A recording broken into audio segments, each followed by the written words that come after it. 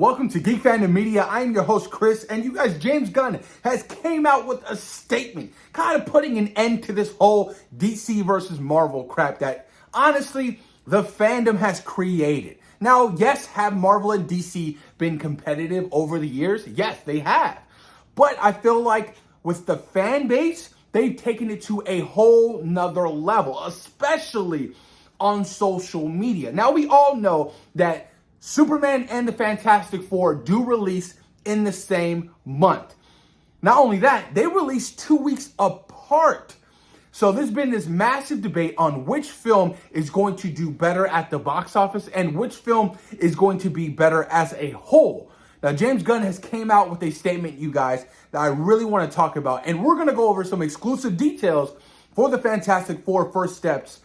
The cast was at CCXP Brazil, and we have a full-blown scene description and a secret character who's been revealed to show up in the film. But let's talk about this whole James Gunn stuff. So James Gunn had this to say. They come out 2 weeks after us. There's room for us both. I love my friends at Marvel. You can find whatever discussions you want to find online. I focus on all the positivity around the films instead of getting sucked up in online fan wars. Now, believe it if you want, James Gunn is still a part of the Marvel family. He's left a strong impact in the MCU, arguably having the greatest trilogy of any comic book film with the Guardians of the Galaxy films.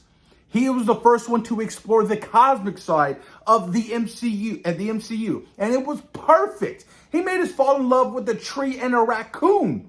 And so when he transitioned over into DC, you guys, working, and being the head honcho over there, a lot of fans are speculating, oh, he's fully at DC now. There's no love, at Marvel. It's all about a rivalry right now. And that's not the case. Hell, think about it.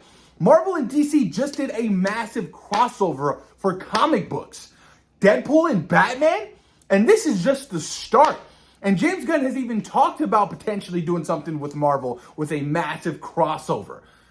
Now that James Gunn is, head honcho over there at DC, that is even more a possibility of us seeing an Avengers versus, the Justice League. It would obviously have to be a massive one-off piece, you know what I'm talking about? It would have to be like an Elseworld story, but that would be huge, you guys.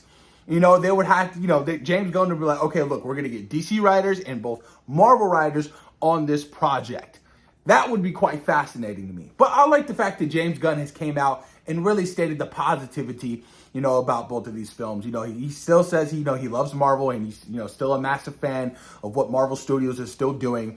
And yes, just because these two films do come out 2 weeks, apart, that doesn't mean they both can't succeed. There's a strong possibility that both of these films are loved critically. There's a strong possibility that both of these films can make easily well over $600 million at the box office. Yes, has the Fantastic Four films ever made a butt ton of money? No. What about Superman? No. But we are in a new age of comic book films. But we're also dealing with a very new era of comic book films, of comic book fatigue. That's real. A lot of fans kind of feel burnt out with comic book material, right? I mean, take a look at Thunderbolts. It's about to lose Marvel Studios and Disney $100 million at the box office because it didn't perform well.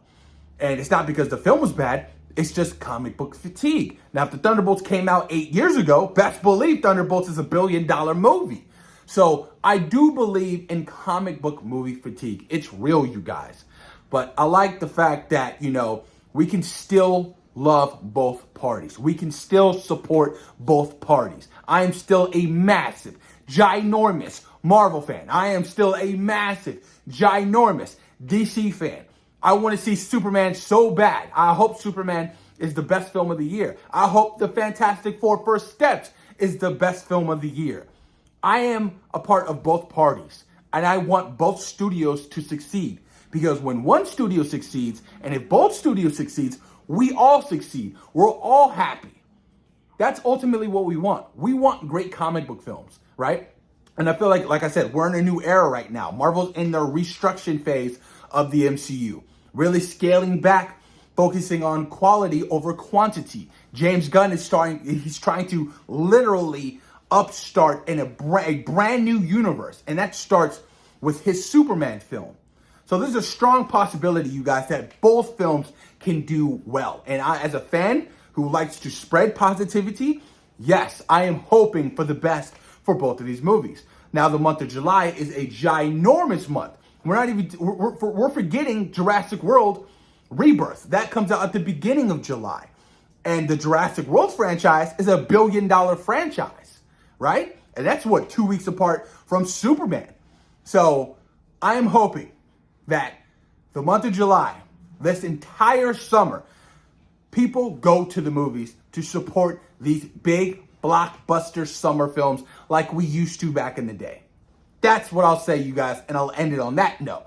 Now, the Fantastic Four cast, they were at CCXP yesterday in Brazil. And Joseph Quinn had let out a big spoiler, I guess. He stated that Mole Man will appear in the Fantastic Four First Steps. And I instantly thought at the very beginning of The Incredibles 2, I was like, oh, hell yeah, absolutely. Now, Mole Man's not going to be, like a major villain in the film. If anything, he's going to be like a side quest villain, and I'm completely fine with that. I just want to see more lore when it comes to the Fantastic Four. I believe that rhymed. But I'm looking forward to it. Now, this scene description, you guys, is quite fascinating to me. Quite fascinating. So, this comes from the Fantastic Four updates, and this comes from, I guess, the user Omelet. The Fantastic Four are inside their ship, and Sue is starting to go into labor, but the Silver Surfer is chasing them. Ben takes over the ship and starts trying to dodge her. They jump into some kind of hyperspace. The CGI is great. We see Reed stretching and using his powers. The Surfer almost reaches Sue's belly. She wants the baby. Johnny takes over the ship's cannons and tries to shoot the Surfer. He makes jokes about her being sexy. Meanwhile, typical Johnny.